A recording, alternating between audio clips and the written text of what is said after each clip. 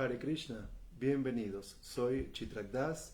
Hoy vamos a continuar con nuestro estudio del Bhagavad Gita tal como es. Vamos a hablar acerca del capítulo 14, las tres modalidades de la naturaleza material, pero en primer lugar quiero agradecer a los miembros de nuestra comunidad que se encuentran presentes en estos encuentros.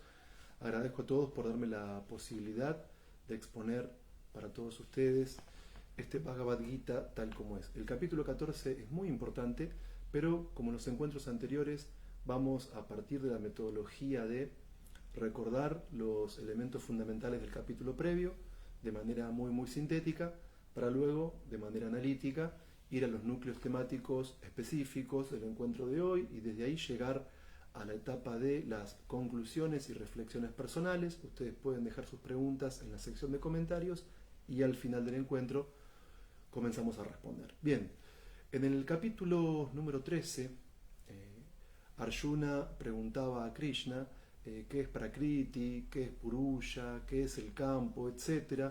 Y en primer lugar, en dicho capítulo, Krishna lo que hace es dar unas respuestas breves a modo de definiciones. El campo es el cuerpo, el conocedor del campo es el alma, etcétera, etcétera, etcétera. Pero en los shlokas posteriores, Krishna ya da respuestas mucho más detalladas y mucho más analíticas a las preguntas de Arjuna. Y por último, en el capítulo 13, Krishna expone detalladamente las cualidades en cuanto a la visión que tiene aquel que ha alcanzado el estado trascendental.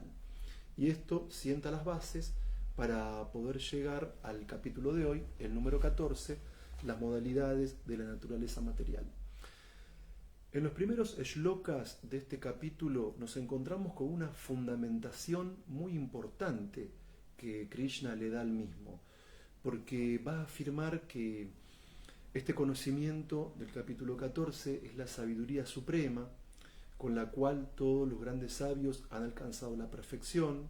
Esto se afirma en el texto 1, y en el texto 2 Krishna dice que al quedar fijo en el conocimiento uno adquiere un cuerpo trascendental. Esto nos permite ver la importancia, la relevancia que tiene las enseñanzas de este capítulo 14, porque de alguna manera no es un tipo de conocimiento acerca de algún aspecto simplemente relativo o simplemente material. No es un conocimiento puramente pragmático para resolver algún tema puntual de la existencia material, sino que Krishna está afirmando que esto es la sabiduría suprema, lo más elevado, y que no es una sabiduría teórica. Es el tipo de conocimiento, el tipo de sabiduría con el cual aquellos que están en el camino de la autorrealización, los grandes sabios, han alcanzado la perfección suprema, la más elevada. Y que además, al realizar este conocimiento, no solamente al poder comprenderlo intelectualmente o de manera teórica, sino al lograr una experimentación personal del mismo, uno adquiere un cuerpo trascendental, uno se libera, y esto es muy importante. Entonces, luego de esta fundamentación y luego de aclarar la importancia de este conocimiento del capítulo 14, en los primeros shlokas del mismo, Krishna comienza a hablar acerca de la naturaleza material. En el capítulo anterior y en cuestiones anteriores también se refería a la naturaleza como Prakriti, como esta energía divina mía. Ahora bien, en este capítulo 14, Krishna se va a referir a la naturaleza material utilizando el término Brahman. Muchas veces, cuando utilizamos este término en la filosofía del Bhagavad Gita, hacemos referencia al aspecto impersonal de la verdad absoluta. Hacemos referencia al Brahmayoti, a esa energía omnipresente, omnipenetrante, que es el objetivo supremo al que apuntan los impersonalistas como meta última de liberación, en la que desaparece la individualidad. Pero en este capítulo en particular, el término sánscrito Brahman es utilizado por Krishna para hacer referencia a la Prakriti, a la naturaleza material que compone los diversos universos materiales. Y lo importante en este capítulo en particular es que esta sustancia material total llamada Brahman está integrada por las tres gunas, está integrada por las tres cualidades o las tres modalidades de la naturaleza material. Saludos para Madhu Gopal Prabhu. Entonces, esto es muy importante.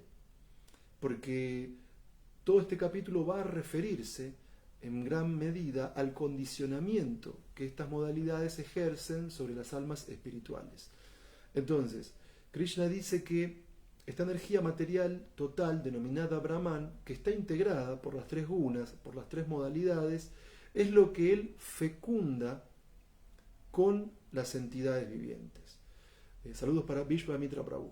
Entonces, en el texto 3 se afirma: la sustancia material total llamada Brahman es la fuente del nacimiento, y es ese Brahman lo que yo fecundo, haciendo posible el nacimiento de todos los seres vivientes, o hijo de Bharata. En el texto 4 se amplía esta información: ha de saberse, oh hijo de Kunti, que todas las especies de vida aparecen mediante su nacimiento en esta naturaleza material, y que yo soy el Padre que aporta la simiente. Y en el texto 5, la naturaleza material consta de las tres modalidades, bondad, pasión e ignorancia, y cuando la eterna entidad viviente se pone en contacto con la naturaleza, o Arjuna, el de los poderosos brazos, queda condicionada por estas modalidades. Entonces, realmente la estructura de este capítulo es más que interesante, porque Krishna hable con un par de shlokas donde fundamenta la importancia del conocimiento que va a impartir, y luego nos sitúa en cómo se da la estructura de la realidad material misma. Él habla de la energía material llamada Brahman.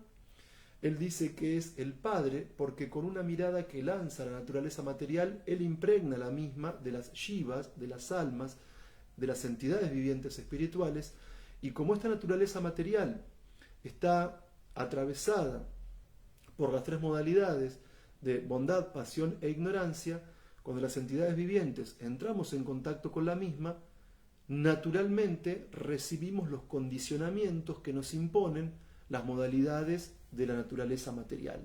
Entonces, en lo que va del texto 5 en adelante, Krishna es muy específico y es muy analítico al explicarnos detalladamente cómo se manifiestan los condicionamientos de las modalidades materiales en cada uno de nosotros. Y ese punto es muy importante. Krishna nos está dando un conocimiento muy valioso. Él dice que es la sabiduría suprema con la cual los grandes sabios han alcanzado la perfección, y que al quedar fijo en el plano de dicho conocimiento uno obtiene un cuerpo trascendental.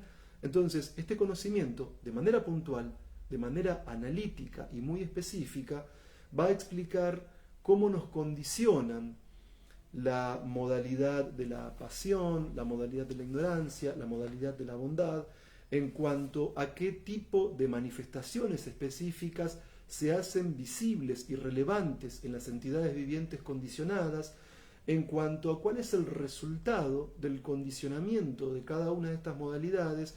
Y también, por supuesto, Krishna va a exponer puntualmente cuál es el destino después de abandonar el cuerpo que cada entidad viviente o cada alma espiritual obtiene al estar condicionada puntualmente por cada una de estas gunas o tres modalidades de la naturaleza material.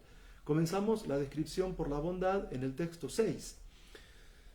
Ahí se afirma: oh tú el Inmaculado, la modalidad de la bondad, siendo más pura que las otras, es iluminadora y lo libera a uno de todas las reacciones pecaminosas. Aquellos que se encuentran influidos por esa modalidad quedan condicionados por una sensación de felicidad y de conocimiento. Y en el texto 9 se refuerza esta cuestión: la modalidad de la bondad lo condiciona a uno a la felicidad. Texto 11. Las manifestaciones de la modalidad de la bondad se pueden experimentar cuando todas las puertas del cuerpo están iluminadas por el conocimiento. Entonces, saludos también para Jagadananda Prabhu. La modalidad material de la bondad es material, no es trascendental, pero relativamente hablando y materialmente hablando es muy superior a la modalidad de la pasión y a la modalidad de la ignorancia. Una característica específica de aquellos que están situados en la modalidad de la bondad es que incluso materialmente hablando poseen conocimiento. Un conocimiento relativo, conocimiento material, pero conocimiento al fin. En los significados, Srila Prabhupada describe como representantes de la modalidad de la bondad a los filósofos, a los científicos, a los intelectuales. Personas que obviamente producen conceptos, producen teorías, personas que de alguna manera son reflexivas, que tienen materialmente hablando una mirada más profunda que aquellos que están influidos por la modalidad de la ignorancia y de la pasión. ¿Y cuál es la característica de estas personas situadas en la modalidad de la bondad? Que incluso materialmente sienten una sensación de felicidad, que es relativa, que es temporal, pero que realmente es una felicidad de tipo material. Son personas que en general se sienten medianamente satisfechas con su accionar, con su trabajo, con su ocupación en el plano material. Son personas que de alguna manera consideran que el conocimiento, que la racionalidad, que la inteligencia, que la capacidad de teorizar produce un estado, o más que un estado, conduce a un tipo de vida, a un tipo de acción que lo sitúa en un plano mucho más satisfactorio que aquel que se encuentra atado a la ignorancia o a la pasión. Entonces, en el texto 15 se afirma que el resultado de la acción piadosa es puro y que está en el plano de la modalidad de la bondad. Ahora, la modalidad de la bondad, ¿para qué opera? Como una base que puede permitir, en algunos casos, un salto cualitativo al plano del verdadero conocimiento. Y eso es muy importante. Ahora bien, Krishna en el texto 14 explica qué es lo que sucede con aquellos que abandonan el cuerpo, situados en este plano de la modalidad de la bondad.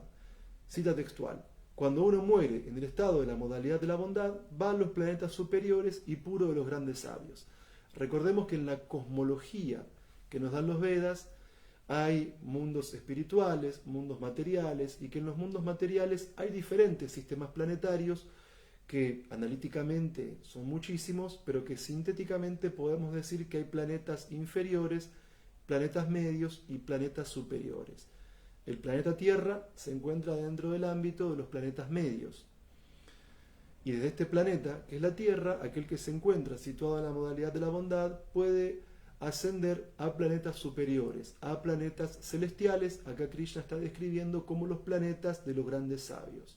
Y en el texto 18 se afirma, haciendo referencia también al condicionamiento que ejerce la modalidad de la bondad, aquellos que se encuentran en el plano de la modalidad de la bondad gradualmente ascienden a los planetas superiores. Como podemos ver, la modalidad de la bondad es muy positiva dentro del plano relativo del mundo material, porque brinda una sensación de adelanto, porque permite cultivar conocimiento, porque mismo en la vida presente da felicidad y tras la muerte permite el ascenso a planos materialmente hablando superiores a la esfera de la vida humana. Luego, a partir del texto 7, encontramos una descripción pormenorizada de las características de las almas condicionadas por la modalidad de la pasión. La modalidad de la pasión nace de ilimitados deseos y anhelos, oh hijo de Kunti, y debido a ello, la entidad viviente encarnada queda atada a las acciones materiales fruitivas. Saludos también para José Pintado. En el texto 9, Krishna afirma: la pasión lo condiciona a uno a la acción fruitiva. Y en el texto 12, oh líder de los Bharatas, cuando hay un aumento de la modalidad de la pasión, se manifiestan signos de gran apego, actividad fruitiva, intenso esfuerzo y un anhelo y deseo incontrolable. Entonces, en los textos 7, 9 y 12 encontramos una caracterización muy clara del condicionamiento al que nos somete rayas, la modalidad de la pasión. En los textos previos, Krishna había hablado de sattva, de la bondad, y ahora va a describir a la modalidad de la pasión. En los significados, Srila Prabhupada da una descripción muy clara y muy precisa. La persona que está en la modalidad de la pasión nunca está satisfecha con su posición. La persona que está en la modalidad de la pasión no se encuentra conforme con su situación económica, no se siente conforme con el plano económico, no se siente satisfecha con su situación familiar, no se siente satisfecha con su posicionamiento dentro de la sociedad y siempre aspira a más y a más. ¿Por qué? Porque la persona que está fuertemente condicionada por la modalidad de la pasión está siempre en ansiedad. La persona que está en la modalidad de la pasión le resulta muy difícil estar serena, le resulta muy difícil estar satisfecha, le resulta muy difícil estar en un estado de contemplación, sino que la persona movida por la pasión siempre está ansiosa porque está agitada a nivel mental por una cadena incesante de deseos. Es decir, internamente, la persona que está en la modalidad de la pasión tiene un flujo incesante y constante de deseos materiales que van y vienen y que la mantienen siempre agitada.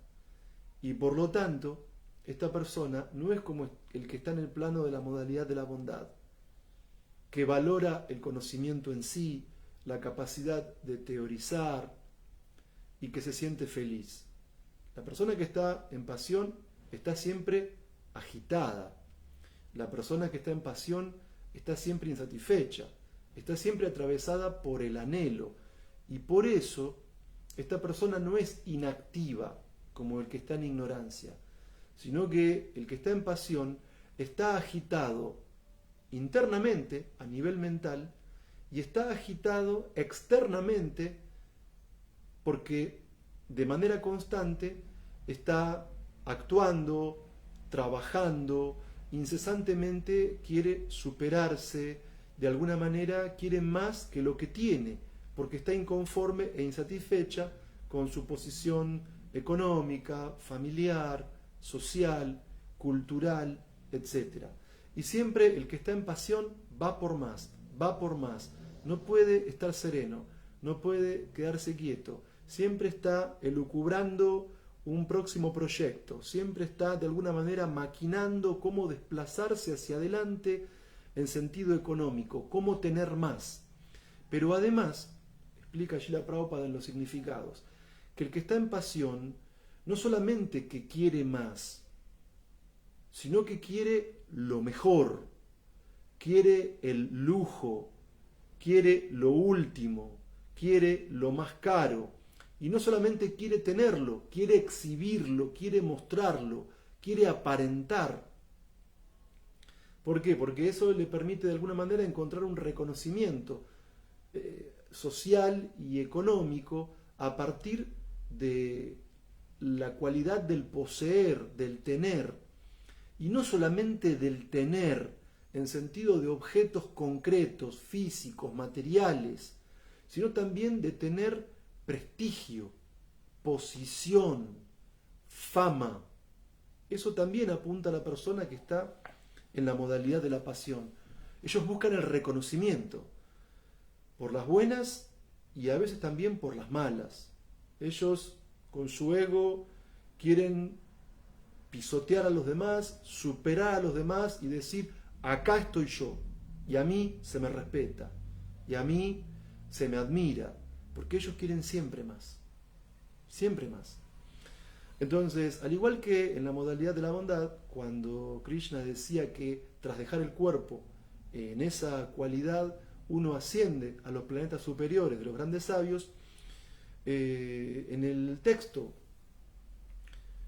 número 16, Krishna afirma que cuando uno muere en el plano de la modalidad de la pasión, nace entre aquellos que se dedican a las actividades fruitivas. Entonces, el que está en la modalidad de la pasión, según el texto 17, tiene muchísima codicia en sentido material, de posición, fama, prestigio, seguidores, riqueza, posición, etc. Y además, el resultado es que cuando uno está en la modalidad de la pasión, puede experimentar cierta felicidad parcial en proyectar las metas que quiere lograr. Esa proyección, ese anhelo, ese intentar calcular los medios para llegar a ciertos fines, le produce cierta excitación, cierta euforia al que está en la modalidad de la pasión. Sí, más que felicidad, euforia. Corrijo el término, euforia. Pero ¿qué es lo que sucede? Que finalmente la modalidad de la pasión trae ese placer inicial de la euforia, pero genera todo lo contrario, porque la pasión termina en sufrimiento. Porque como uno no aprecia lo que tiene, el próximo nivel al que escala tampoco tiene la capacidad de poder valorarlo, de poder apreciarlo. y tanto anhelo y tanto, podríamos decir, deseo de engrandecimiento, cuando finalmente se logra, si se logra, no nos da la satisfacción que verdaderamente estamos buscando. Y por lo tanto, ¿qué sucede? La pasión termina siempre del anhelo hacia el sufrimiento. La pasión termina llegando al sufrimiento por la insatisfacción del propio deseo. Y porque uno no alcanza nunca ese espejismo que siempre está corriendo en el plano, o persiguiendo en el plano de la modalidad de la pasión.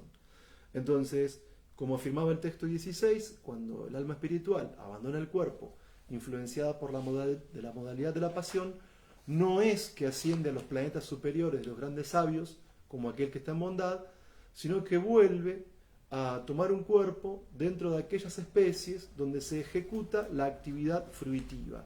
Es decir, cuando un alma deja el cuerpo en el estado de la modalidad de la pasión, tiene que volver a nacer en la forma humana de vida. Tiene que tomar nuevamente un cuerpo material, tiene que tomar nuevamente un cuerpo en la Tierra o en planetas similares a la Tierra, en los sistemas planetarios medios, para que en un cuerpo material, de forma humana, uno pueda continuar intentando correr esa carrera sin fin de satisfacer la codicia, el anhelo y escalar en la posición económica, social, cultural, para obtener más cosas, más prestigio y más posición, que nunca se complace y que siempre termina en sufrimiento. Entonces, esto se aclara nuevamente, se refuerza esta idea en el texto 18. Krishna dice, aquellos que están en el plano de la modalidad de la pasión viven en los planetas terrenales. A partir del texto 8 en adelante se describe analíticamente el condicionamiento que ejerce sobre nosotros la modalidad de la ignorancia. Ahí Krishna afirma, oh hijo de Bharata, has de saber que la modalidad de la oscuridad, nacida de la ignorancia, causa el engaño de todas las entidades vivientes encarnadas. Los resultados de esa modalidad son la locura, la indolencia, el sueño, los cuales atan al alma condicionada. Observemos cómo Sattva, Raya y Tamas, bondad, pasión e ignorancia, en el mundo material son cualidades que atraviesan la Prakriti, la sustancia material total llamada Brahman, en este capítulo 14, y cada cual manifiesta, cada modalidad manifiesta diferentes tipos de condicionamientos. Cuando uno está en bondad, apunta al conocimiento. Cuando uno está en bondad, se siente adelantado en conocimiento.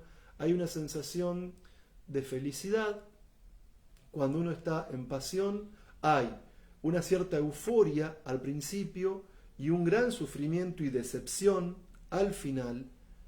Pero en la modalidad de la ignorancia, todo es sufrimiento. Al principio, en el medio y al final.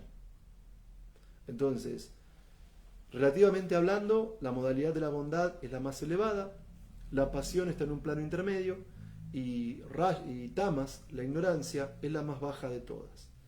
¿Por qué? Porque el que está en bondad, al menos materialmente, tiene una visión más profunda en sentido filosófico de la realidad, o tiene una visión más profunda en sentido científico de la realidad, o tiene una visión más profunda y crítica en sentido intelectual del mundo que nos rodea y de las relaciones con los demás, y también respecto de las metas de la vida. Pero el que está en ignorancia está totalmente engañado. El que está en ignorancia está en un estado de falta de cordura en sentido mental. El que está en la modalidad de la ignorancia está siempre abatido, cansado, tiene sueño. Saludos también para Unmada Vidyanidhi. Porque el que está en la modalidad de la ignorancia no tiene ni siquiera el empuje a la acción que sí posee el que está en rayas, en la pasión. Porque el que está en pasión es productivo. El que está en ignorancia es inactivo. ¿Por qué? Porque no tiene el impulso a superarse. Porque no tiene el impulso a adquirir conocimiento. ¿Por qué? Porque internamente está desahuciado. El que está en ignorancia está abatido. El que está en ignorancia está atravesado por el dolor y por el sufrimiento de principio hacia el medio y llegando también hasta el fin. Entonces, en el texto 9 se afirma, la ignorancia que cubre el conocimiento de uno lo ata a uno a la locura. Saludos también para Albién y Ramir. Es decir, cuando uno está en ignorancia ve lo bueno como malo y lo malo como bueno. O sea, la ignorancia eclipsa nuestra capacidad de análisis. La ignorancia desvirtúa todo en el plano del intelecto, en el plano de la acción, en el plano de los valores. La ignorancia es nociva. Entonces, en el texto 13 se afirma, cuando hay un aumento de la modalidad de la ignorancia, oh hijo de Kuru, se manifiesta la oscuridad, la inercia, la locura y la ilusión. Y en el texto 15 se afirma, la acción que se ejecuta en el plano de la modalidad de la ignorancia termina en la necedad. Muchas veces Srila Prabhupada decía en los significados del Bhagavad Gita y del Srimad Bhagavatam que la presencia de mataderos de animales en la sociedad es un claro síntoma de la modalidad de la ignorancia. Porque en la modalidad de la ignorancia, como carecemos de auténtico conocimiento, como estamos siempre confundidos por el efecto de la ilusión y como estamos atravesados por el dolor, no solamente que llevamos a cabo acciones que son dañinas para uno mismo, sino que en la modalidad de la ignorancia también hay gente que es dañina con los demás. No solamente uno sufre el dolor uno mismo, sino que uno también quiere que sufran los demás, que padezca el otro. Como yo estoy mal, los demás también lo tienen que estar. La persona que está en la modalidad de la ignorancia no expande su miseria hacia otros. Y además es irresponsable, porque al carecer de conocimiento no entiende las consecuencias de la acción. Y lleva a cabo acciones que son nocivas para uno y nocivas para los demás. Como por ejemplo la matanza sistemática de vacas que se hacen en los mataderos, y específicamente en este país, en la República Argentina. Eso es muy notorio, es muy notorio. Y esa matanza sistemática de animales produce un karma que es terrible, un mal karma, a nivel individual y a nivel comunitario.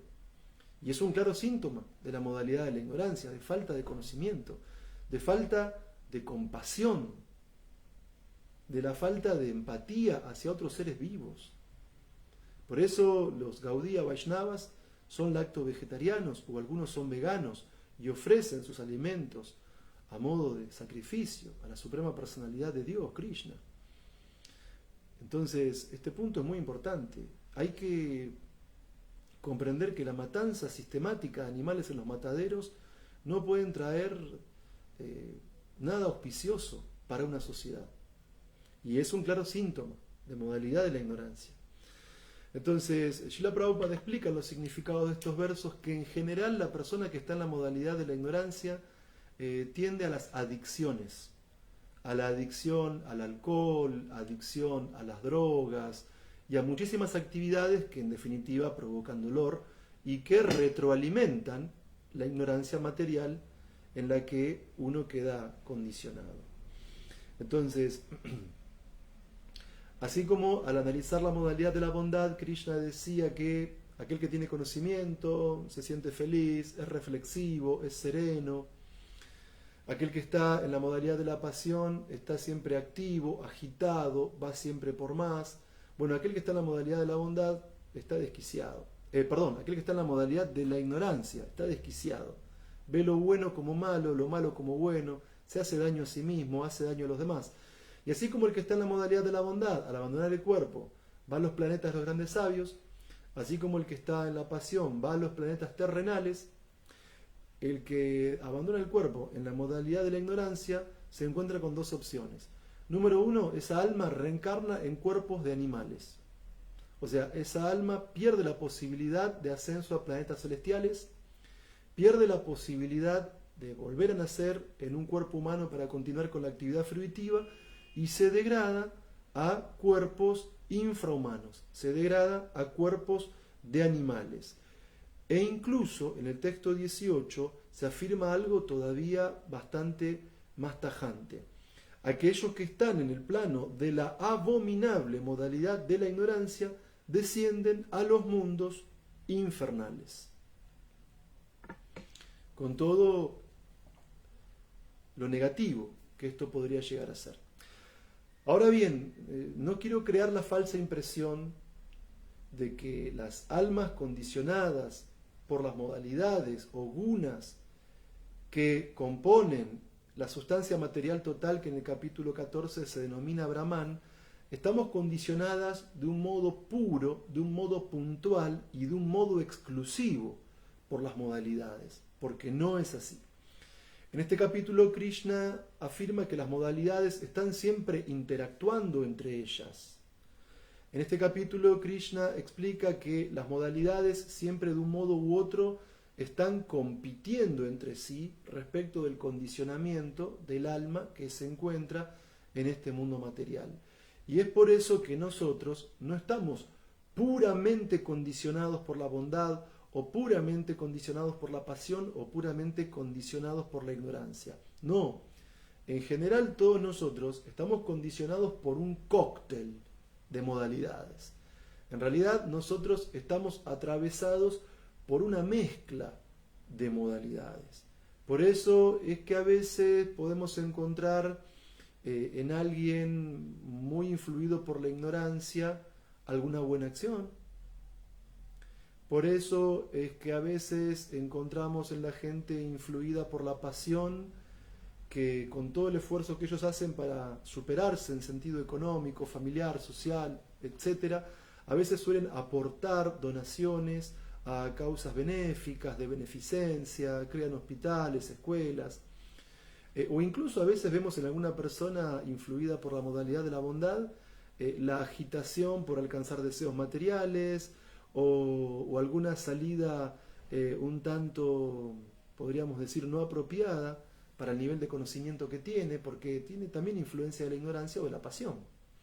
Entonces, estas modalidades están produciendo un efecto cóctel, un efecto mezcla en las entidades vivientes condicionadas. Y por eso es que en general nosotros no estamos puramente situados en bondad, pasión o ignorancia. Tenemos rasgos, tenemos trazas, tenemos pinceladas, tenemos diferentes grados de combinación de estas modalidades en nuestra forma de pensar, en nuestra forma de desear y en nuestra forma de actuar. Ahora bien, entonces, un punto muy importante no es quedarnos solamente con que la naturaleza material, Brahman, está integrada por las tres modalidades, que las tres modalidades nos condicionan, por un lado, por la bondad, por la pasión o por la ignorancia, que cada persona que está condicionada por estas modalidades o por la mezcla de las mismas, piensa de cierta manera, actúa de cierta manera, se siente de cierta manera y reencarna también posteriormente de cierta manera, sino que lo importante es entender que del planeta más bajo al más elevado, todos son lugares donde se repite el ciclo de nacimiento y la muerte, y que aunque la modalidad de la bondad es relativamente mejor que la pasión y la ignorancia, sigue siendo material, y que más que conformarnos con una prisión de lujo en la modalidad de la bondad o con un condicionamiento de lujo en la modalidad de la bondad, tenemos que evidentemente trascender estas modalidades, situarnos en el plano divino. Entonces, a partir del texto 22 en adelante, Krishna va a describir las características de las personas situadas en un plano que es trascendental. Krishna va a describir analíticamente las características de aquellas grandes personalidades que realmente han alcanzado la trascendencia, que están por fuera del influjo de las modalidades. Y esto es así, o esta descripción se da en la estructura del diálogo, porque en el texto 21 del capítulo 14, Arjuna preguntó: «Oh querido Señor, ¿cuáles son los signos por los cuales se conoce aquel que es trascendental a las modalidades? ¿Cómo se comporta y de qué manera trasciende él las modalidades de la naturaleza?» También saludos para Manuel Yacer. Esto me recuerda allá nuestros primeros encuentros, el capítulo 2 del Bhagavad Gita, cuando Arjuna le preguntaba a Krishna cuáles son las características de aquel que se encuentra en el plano trascendental. Bueno, acá Arjuna vuelve a hacer esta pregunta en el capítulo 14, y por eso es que hay todo un núcleo temático de varios shlokas donde Krishna hace pormenorizadamente y analíticamente esta descripción.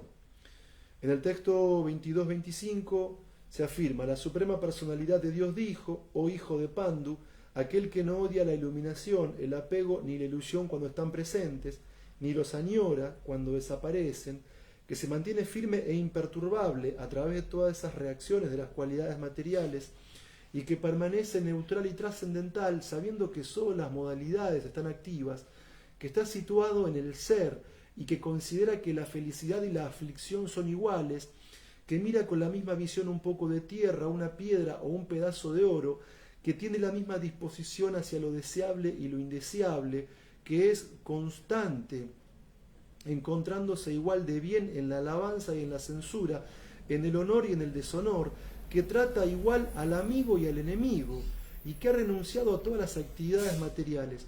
Una persona así se dice que ha trascendido las modalidades de la naturaleza.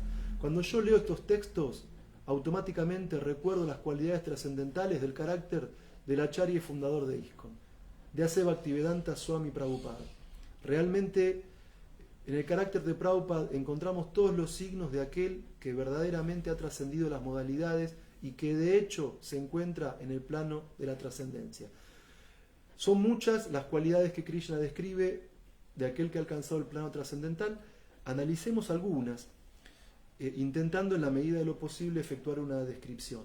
Bien, a todos nosotros nos caen muy bien las personas que nos alaban, que nos dicen que somos lindos, que somos buenos, inteligentes y todo lo demás. Y obviamente nos desagradan aquellos que nos tiran abajo, que hablan en contra nuestro, que nos critican, que nos maltratan. Es decir, naturalmente las almas condicionadas amamos a los amigos y odiamos a los enemigos.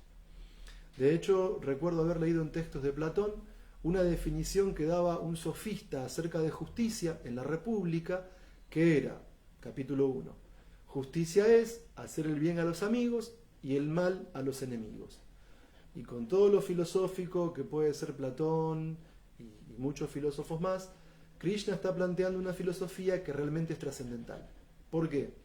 Porque el que alcanzó el plano de la trascendencia no está apegado a que los demás lo glorifiquen y tampoco se vuelve el enemigo de aquellos que los critican. Justamente estaba escuchando estos días una clase de un gurú de ISKCON, de su santidad Bhaktisundar Goswami Maharaj, donde contaba que una vez Prabhupada estaba dando una clase y de repente una persona comenzó a hablar mal de Prabhupada, a criticarlo, casi a maltratarlo verbalmente.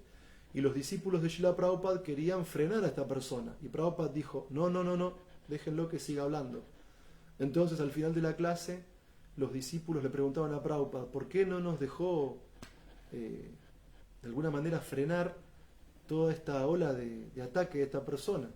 Y Srila Prabhupada dijo, tal vez en alguna vida pasada yo le hice algo malo y ahora me está esta persona devolviendo mi karma. Así que Srila Prabhupada se mantuvo neutral. Y nos dio un ejemplo que, por lo menos para mí, que estoy tan atravesado por las modalidades, es muy difícil de poner en práctica. Porque a uno le caen bien los amigos y le caen mal los enemigos. Pero en realidad, Krishna nos está mostrando a dónde deberíamos apuntar. A que estemos libres de estar apegados a que nos alaben y que nos desagrade cuando nos censuran. Ese punto es muy importante. Y en ese sentido, aquel que está en el plano trascendental es igual con amigos y enemigos. Y por eso es que uno se encuentra equidistante, uno se encuentra equilibrado, tanto en el honor como en el deshonor. Cuando a nosotros, si estamos haciendo las cosas bien, por supuesto, si vamos por el camino a Krishna de manera consciente, con conocimiento, con devoción, cuando nos critican, cuando nos censuran, internamente entendemos, esta persona está criticando a mi cuerpo y yo no soy el cuerpo. Entonces uno no se siente mal por las críticas o por los ataques así verbales de otro, porque básicamente uno no se identifica con el cuerpo. Entonces uno no está soñando, uno está despierto y entiende que no es el cuerpo. Y de esa manera la censura o la crítica al cuerpo, como uno se ve diferente del cuerpo, no la afecta. Y tampoco nos afecta la alabanza, porque cuando uno es alabado por alguna buena cualidad que uno manifiesta, uno internamente, cuando posee conocimiento trascendental, recuerda que Krishna en el Bhagavad Gita dice: yo soy la fuerza del fuerte, soy la inteligencia del inteligente, soy la habilidad del hombre. Entonces, así como no nos afecta cuando nos critican, tampoco nos afecta cuando nos alaban, porque cuando nos alaban entendemos que nosotros, como almas espirituales, somos partes de Krishna y manifestamos en una pequeña proporción cualidades que originalmente provienen de Krishna. Entonces, cuando manifestamos alguna cualidad que es excelente, virtuosa o sobresaliente, entendemos que esa cualidad la tenemos como reflejo de las cualidades de Krishna. Entendemos que esa cualidad la tenemos como reflejo de las cualidades de nuestro maestro espiritual, y que también muchas veces cuando uno manifiesta devoción o en el kirtan síntoma de éxtasis, uno no se la cree, porque uno entiende que las maravillosas cualidades que están en el corazón de los demás Vaishnavas que nos rodean han llegado a nosotros. Y de alguna manera somos como un espejo que estamos reflejando cualidades ajenas. Entonces hay una frase de su santidad Bhaktisundar Goswami que para mí es muy importante, que no hay que pavonearse con plumas prestadas. O sea, así como no nos afecta la crítica de otros porque entendemos que no es el cuerpo, no somos el cuerpo, tampoco nos afectan las alabanzas porque entendemos que nuestras cualidades son adquiridas de nuestro contacto con Krishna, con el Guru y con los Vaishnavas. Y por eso uno se mantiene equidistante en el honor y en el deshonor, con los amigos y con los enemigos. Y también porque uno mantiene una disposición equidistante ante lo deseable y lo indeseable. Porque muchas veces nosotros no somos no somos los controladores supremos. Porque no entendemos muchas veces el plan de la providencia. Porque no podemos ver desde nuestra mirada relativa el plan total que Krishna tiene para nosotros.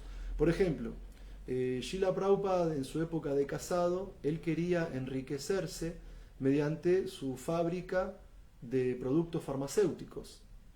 Y sin embargo, en un punto a Prabhupada lo robaron, él perdió toda la maquinaria que tenía, no la pudo reponer y se vio frustrado su deseo de enriquecerse, porque una vez a orillas del Radhakunda, su maestro espiritual, su divina gracia Bhaktisiddhanta Saraswati Thakur Goswami Maharaj, le había dicho a Srila Prabhupada que si algún día Prabhupada, que en ese momento era grijasta, se llamaba Bhaicharan, su guru le dijo a Srila Prabhupada: si algún día vos tenés dinero, imprimí libros para difundir el movimiento de Sankirtan de Chaitanya Mahaprabhu. Y Srila Prabhupada tenía un plan. Él había estudiado en la universidad, creo que era bioquímico, había comprado maquinarias, tenía su laboratorio, estaba produciendo, le iba económicamente bien, y él quería enriquecerse no para satisfacer deseos materiales, él quería enriquecerse para poder imprimir libros y difundir el movimiento de Sankirtan de Chaitanya Mahaprabhu.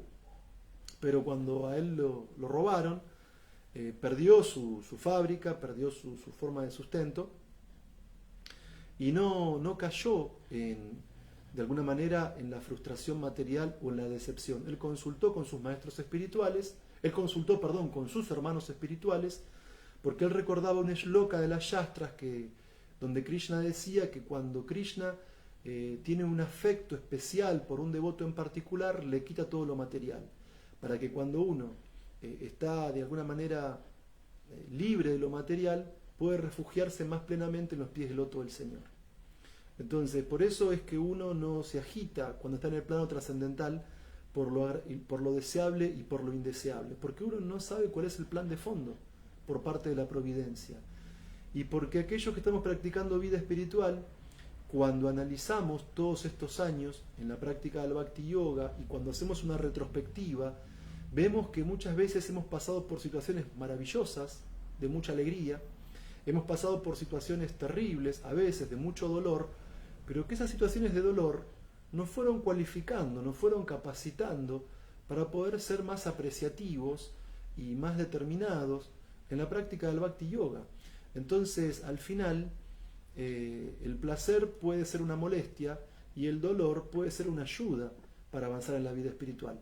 Claro que no somos masoquistas, claro que no buscamos intencionalmente sufrir ni buscamos el dolor, esa no es la filosofía consciente de Krishna, pero invariablemente por nuestro karma en la vida se presenta el placer y el dolor, y el que está en un estado trascendental está equidistante, está equilibrado ante esas dualidades que agitan al alma condicionada. ¿Por qué? Porque entiende que en el fondo Krishna es el controlador supremo, porque entiende que en el fondo hay un plan, y porque entiende que en todas las circunstancias de la vida, si cultivamos conocimiento filosófico, terminamos aprendiendo y avanzando en el camino a Krishna. Y a veces aprendemos por las buenas, y a veces aprendemos por las malas. Lo importante no es el envase del aprendizaje, lo importante es que aprendamos, que avancemos. Y ahí está lo fundamental. Y un ejemplo de esto lo encontramos en el capítulo 8, canto 1 de Srimad Bhagavatam, cuando la reina Kunti, en ese momento en que Krishna estaba arriba de su cuadriga, que iba a dejar Hastinapura y que iba a ir a su ciudad, a Dwarka, la reina Kunti le pide a Krishna una y otra vez nuevos y nuevos sufrimientos, porque en ese sufrimiento ellos se refugiaban en Krishna y Krishna les daba una protección especial a Kunti y a los 5 Pándavas: Yudhishthir, Bhima, Arjuna, Nakul y Sahadev. Entonces, aclaro nuevamente, la filosofía consciente de Krishna no es masoquista, no busca el dolor, no, pero inevitablemente por nuestro karma se presenta en la vida el placer y el dolor, y tanto del placer y el dolor podemos aprender cuando nuestra mirada está apoyada con la luz del conocimiento trascendental para avanzar en este camino que conduce a Krishna. Por eso es que un verdadero trascendentalista se mantiene ecuánime ante el honor, el deshonor, ante los amigos y los enemigos, ante lo deseable y lo indeseable, y también se mantiene ecuánime, obviamente, ante la felicidad y la aflicción. ¿Por qué? Porque sabemos que son pasajeras. Una persona con verdadero conocimiento no se agita por el sufrimiento, no se vuelve catastrofista, no dice mi vida es un caos o un desastre, y menos aún un trascendentalista en los momentos de dificultades o de dolor pierde su fe, pierde su shraddha en Krishna, para nada. Eso le pasa al neófito. El neófito, cuando la vida le sonríe, cuando todo sale como quiere, está agradecido con Dios, es piadoso, pero cuando sufre, se enoja con Dios, se pelea con Dios, hasta duda que Dios exista. Pero un verdadero trascendentalista avanzado no cae en esos extremos. No es que está eufórico cuando va todo bien y se deprime cuando aparentemente va todo mal. No, toma una vía media, un equilibrio, una equidistancia. ¿Por qué? Porque tiene paciencia, entusiasmo y confianza en la práctica del bhakti. Y si nos va todo bien, estamos agradecidos con Krishna. Y si nos va todo mal, en sentido material, estamos agradecidos con Krishna. Ni dudamos del plan de la providencia, ni dudamos de que Krishna sea el controlador supremo, ni dudamos menos que Dios exista. Claro que a veces en el mundo material uno ve situaciones terribles, catastróficas. Recuerdo que un filósofo llamado Spinoza, en uno de los apéndices de su Ética demostrada según el orden geométrico, él daba un argumento de la inexistencia de Dios. Él decía que Dios no existía. ¿Por qué? Porque en los momentos de grandes catástrofes o situaciones así de sufrimiento colectivo, sufrían tanto los que eran ateos como los que eran religiosos. Y por lo tanto, como Dios no protege a los suyos, Dios no existe. Y eso es una falacia, eso es un infantilismo espiritual. Eso es como decir, papá es bueno cuando me complace todos los caprichos, pero cuando papá se pone serio y me dice que estoy haciendo algo mal y que corrija mi actitud, y entonces papá es malo. No, un buen padre es bueno siempre, cuando nos premia y cuando nos corrige. Y con Krishna pasa lo mismo. O sea, a veces uno al ver los problemas que padecemos en la vida, o uno a veces al ver las grandes situaciones de dolor que atraviesa colectivamente una comunidad o una sociedad, uno, si es neófito y si no tiene mucho conocimiento y si es sentimental, puede tender a dudar que Dios exista, o puede tender a dudar de que Dios sea bueno. Porque si Dios sea bueno, si Dios fuese bueno, ¿cómo toleraría el sufrimiento de los individuos y de la sociedad? Pero los que somos seguidores de los seguidores de Srila Prabhupada, entendemos que todos estamos sufriendo y disfrutando el resultado de nuestro propio karma. Todos tenemos un karma que nos lleva a disfrutar y a sufrir del resultado de nuestras propias acciones. Y no es que tenemos fe en Krishna cuando va todo bien y cuando disfrutamos, y dudamos de Krishna cuando padecemos o sufrimos.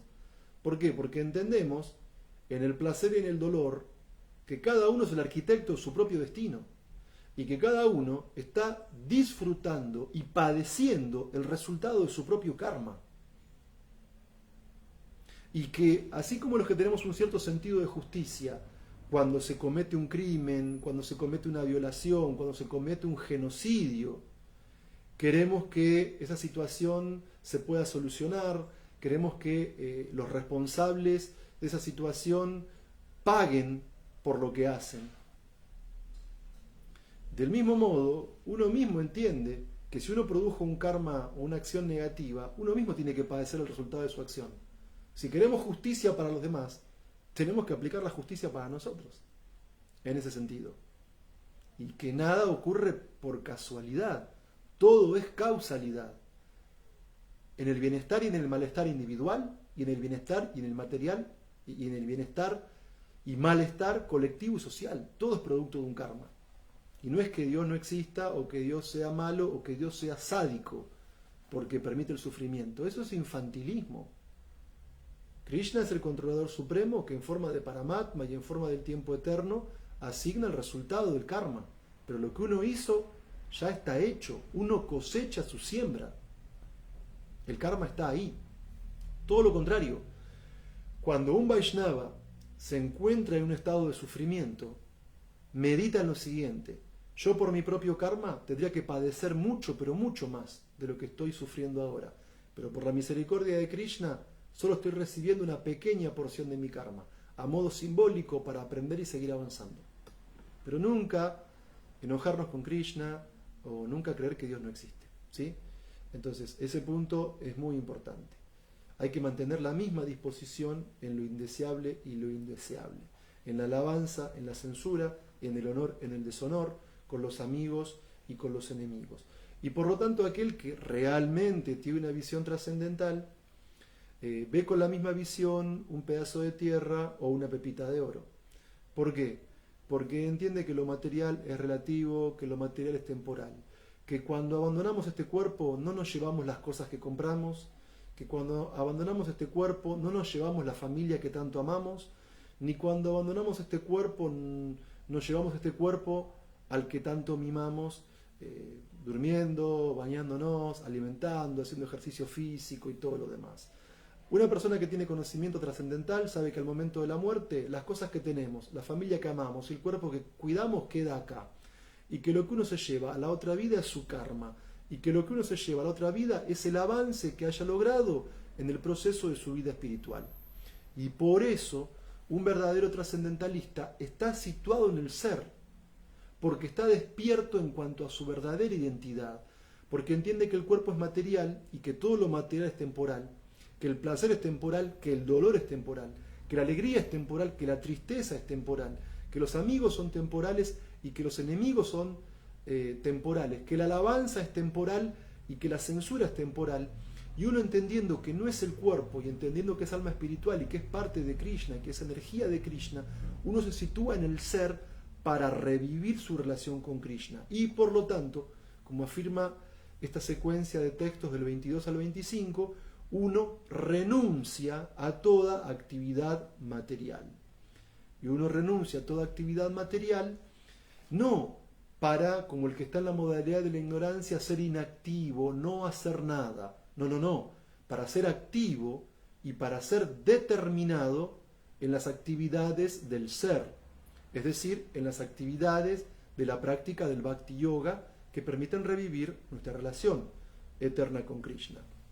Entonces, así como en este capítulo, Krishna comenzó con una fundamentación diciendo que este conocimiento es la sabiduría suprema, así como Krishna comenzó haciendo una fundamentación diciendo que este conocimiento es el conocimiento con el cual los sabios han alcanzado la perfección, así como Krishna dijo al principio de este capítulo que con este conocimiento uno alcanza un cuerpo espiritual, así como Krishna explicó en este capítulo la forma en que se estructura el mundo material y la forma en que se estructura la mentalidad y la acción material, porque este mundo material, esta prakriti, esta energía que es divina, aunque material, que en el capítulo 14 se describe como sustancia material total con el término sánscrito Brahman. Es esta naturaleza material la que Krishna fecunda a través de su mirada con las entidades vivientes, con las almas espirituales, con las shivas, con las shivatmas, y que cuando el alma se pone en contacto con la materia, entonces queda atrapada por el influjo de la ignorancia, de la pasión y de la bondad, que la ignorancia, la pasión y la bondad nos llevan a pensar de cierta manera, nos llevan a sentir de cierta manera, nos llevan a actuar de cierta manera, nos llevan a reencarnar de cierta manera, pero que también hay grandes almas que tienen la posibilidad de trascender las modalidades y que uno no trasciende las modalidades solamente por leer el Bhagavad Gita o solamente por memorizar shlokas o solamente para autopromocionarse como un alma liberada, sino que Arjuna quería saber cuáles son las características de estas almas realmente trascendentales que están más allá de las modalidades, y Krishna da descripciones prácticas que nos permiten ver quién de hecho está situado en la trascendencia. Aquel que abandona la actividad material, aquel que es ecuánime ante todas las dualidades, placer, dolor, alegría, tristeza, alabanza, censura, que es igual con amigos, con enemigos, que ve de la misma manera al oro o al barro, y que por sobre todas las cosas está situado en el plano del ser mediante la práctica del Bhakti Yoga. Ahora bien, en el último núcleo temático que quiero abordar con ustedes, texto 19, 20 y 26, Krishna explica de manera puntual cómo salir del control de las modalidades y cómo volvernos verdaderamente almas autorrealizadas. Cómo poder superar el influjo de estas modalidades materiales que nunca se presentan de manera pura y que siempre operan como un cóctel o como una mezcla en la que el alma condicionada tiene trazas o tiene aspectos por momentos de ignorancia, de pasión o de bondad, aunque alguna de esas modalidades sea la más preponderante en nuestra mentalidad y nuestro carácter. Pero ¿cómo lograr ese estado de aquel que realmente es trascendental? Entonces, texto 19. Cuando alguien ve como es debido que aparte de esas modalidades de la naturaleza, en todas las actividades no hay ningún otro ejecutor que esté actuando y conoce al Señor Supremo, quien es trascendental, a todas esas modalidades, esa persona llega a mi naturaleza espiritual. Entonces, este punto es muy importante. La persona condicionada, la persona influida por las modalidades, tiene un pensamiento relativo. Busca lo agradable, evita lo desagradable. Como decía un filósofo europeo, Jeremy Bentham, él hablaba del hedonismo psicológico. Bentham decía que todas las personas naturalmente buscamos el placer y evitamos el dolor, ¿sí? Entonces, para él la filosofía utilitarista era hacer bien el cálculo moral, disminuir los dolores y maximizar los placeres. Después, un filósofo posterior, un discípulo, John Stuart Mill, modificó esa concepción del utilitarismo inglés y apuntó a una clasificación de placeres en bajos, elevados y a la idea de autorrealización. Pero bueno, volvamos al Bhagavad Gita y a lo que Krishna expone ante Arjuna. El hedonismo psicológico del que hablaba Bentham nos lleva a que nos caigan bien los amigos y a que detestemos los enemigos, a que busquemos lo que da placer y a que evitemos lo que da dolor. Pero el punto es que una persona que realmente ve las cosas tal como son a la luz del conocimiento trascendental, entiende que en realidad lo que está activo en este mundo son principalmente las modalidades. Entonces, no es que de alguna manera establecemos relaciones de amor y odio con los demás, de amor y odio en sentido material, porque entendemos que en un punto, si bien tenemos un cierto margen de libertad como entidades vivientes, por otro lado, en función del karma, en parte somos títeres de las modalidades, porque actuamos y esa acción produce reacción, porque cosechamos nuestra siembra. Entonces, el punto es que uno entiende que las modalidades están activas. Pero, ¿qué es lo que entiende también aquel que busca trascender? Que Krishna, como suprema personalidad de Dios, como Brahman supremo, como origen de los mundos materiales y espirituales, está más allá de las modalidades. Y acá encontramos una gran diferencia entre la filosofía Gaudiya Vaishnava y la filosofía Mayavada. La filosofía Mayavada dice que todo es uno, que todo es Brahman. Pero como en las yastras se encuentran descripciones de las almas condicionadas, del señor Vishnu, de la suprema personalidad de Dios, bueno, en realidad Shankaracharya decía que encontramos una teoría de la doble verdad. Shankaracharya decía que cuando en las yastras se habla del pluralismo ontológico, almas, semidioses, Ishvara, el controlador, eso es una verdad relativa que sirve de punto de apoyo para llegar a una verdad absoluta de que todo es Brahman. Y que por lo tanto incluso Krishna cuando viene a este mundo tiene un cuerpo material y está influido por las cualidades materiales. Eso es ofensivo. Eso es Mayavada. Eso es una filosofía que aunque muy elevada todavía está atrapada por el condicionamiento de la naturaleza material. ¿Por qué? Porque como Krishna afirma en el capítulo 4 del conocimiento trascendental, que él desciende a este mundo material a través de su potencia espiritual en su forma original y eterna, para proteger a los devotos, aniquilar a los demonios y restablecer el Dharma. Entonces, un verdadero trascendentalista entiende que, si bien la naturaleza material total, llamada Brahman en el capítulo 14, está atravesada por las tres modalidades que condicionan a las entidades vivientes, Krishna nunca, jamás está condicionado. Krishna siempre está liberado. Krishna, como suprema personalidad de Dios, está situado en un plano trascendental de eternidad, conocimiento y bienaventuranza. Y si bien a nosotras, las almas individuales, puede confundirnos de energía material, jamás puede confundir a Krishna. Krishna siempre se encuentra en un estado liberado. Texto 20. Cuando el ser encarnado es capaz de trascender estas tres modalidades asociadas con el cuerpo material, puede liberarse del nacimiento, la muerte, la vejez y sus aflicciones, y puede disfrutar del néctar incluso en esta vida. Acá quiero marcar una diferencia con otras filosofías. Hay filosofías que dicen que recién después de la muerte y cuando uno llega al reino de Dios puede ser feliz, porque este mundo en realidad es un valle de lágrimas. Pero la filosofía consciente de Krishna sostiene algo diferente. ¿Por qué? Porque si bien cuando uno está atravesado por sattva, rayas y tamas, bondad, pasión e ignorancia, se encuentra con placer y dolor en la vida, también en esta misma vida uno puede volverse trascendental y experimentar felicidad verdaderamente espiritual.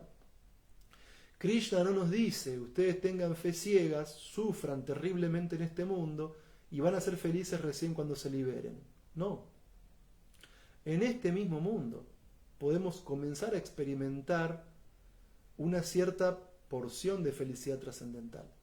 Cuando los Vaishnavas se reúnen entre sí en algún programa, en sus casas, en los templos, y cuando los Vaishnavas con mridangas y con kártalas ofrecen kirtan del Maha Mantra Hare Krishna para las deidades, los Vaishnavas experimentan, mismo en este mundo y mismo en este cuerpo, en el canto del Maha Mantra Hare Krishna, los Vaishnavas experimentan una felicidad trascendental tan grande, que una gota de ese néctar supera océanos de placeres materiales. Y no hay que esperar a la muerte para alcanzar esa bienaventuranza. En esta misma vida, cuando uno en vez de llevar a cabo actividades condicionadas por la ignorancia, por la pasión o por la bondad, cuando uno en esta misma vida está dotado de conocimiento trascendental y practica actividades trascendentales de Bhakti Yoga, realmente uno disfruta del néctar en el presente. No hay que esperar al futuro, no hay que esperar a la vida del más allá. Y todos los Vaishnavas tienen experiencia de eso. Cuando uno está sentado en el templo o virtualmente ante un dispositivo, escuchando los pasatiempos de Krishna, cuando uno escucha de labios de devotos avanzados que cuando Krishna va al bosque con sus amigos a cuidar vacas surabis, toca su flauta, y que tan pronto como las gopis escuchan el sonido de la flauta de Krishna, ellas dicen que la máxima perfección de la vista es ver a Krishna y a Balaram entrando al bosque a cuidar vacas con sus amigos, que cuando Krishna van con sus amigos al bosque parecen los actores principales de una obra de teatro por lo hermosamente vestido que está. Cuando uno escucha que las gopis dicen que cuando Krishna en el bosque toca su flauta, las entidades vivientes móviles se vuelven inmóviles y que los seres inmóviles comienzan a estremecerse de éxtasis. Cuando uno escucha que las gopis dicen que cuando Krishna toca la flauta en el bosque, las vacas dejan de pastar y levantan sus orejas para atrapar el néctar sonoro de la flauta, y que los pájaros que están en los árboles, que son inquietos, se quedan totalmente absortos y quietos escuchando el sonido de la flauta de Krishna. Y cuando uno escucha de labios de devotos avanzados que cuando Krishna toca la flauta en el bosque, los terneros que están tomando leche de su mamá paran de alimentarse y comienzan a llorar porque internamente están abrazando a Krishna de corazón a corazón, entonces mismo en este mundo material, cuando uno escucha los pasatiempos de Krishna, se sumerge en un océano de bienaventuranza trascendental, en esta misma vida, aquí y ahora. No hay que esperar únicamente a la liberación o a la muerte para disfrutar del néctar. Entonces, como se afirma en el texto 20, cuando el ser encarnado es capaz de trascender esas modalidades asociadas con el cuerpo material, puede liberarse del nacimiento, la muerte, la vejez y sus aflicciones, y puede disfrutar del néctar en esta vida, cuando dejamos de lado, aunque sea temporalmente, las actividades materiales y nos ocupamos en Bhakti Yoga, disfrutamos de este néctar trascendental incluso en esta vida, en el kirtan, en la clase, en el servicio que cada uno tiene.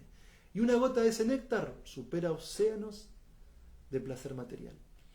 Y eso es lo que a uno lo impulsa para decir, sé que estoy en el buen camino, sé que de esto hay más.